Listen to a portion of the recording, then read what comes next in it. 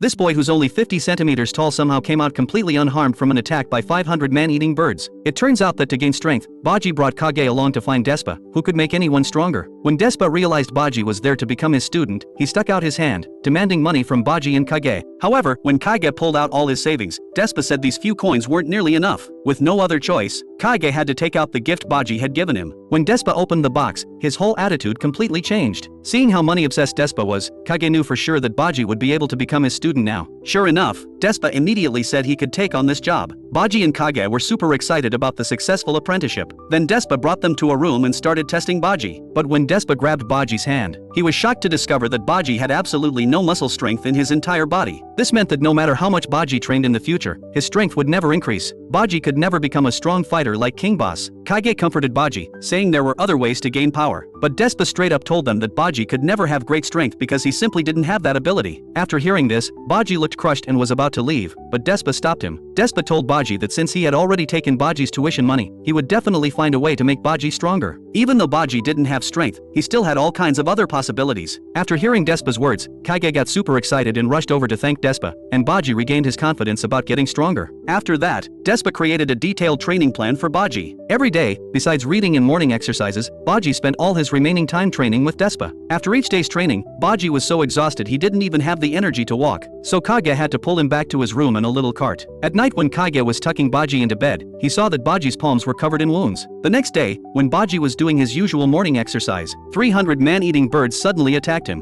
When Baji saw them, he immediately got into fighting position. Amazingly, even though the man-eating birds swarmed so densely around him, not a single feather could touch Baji.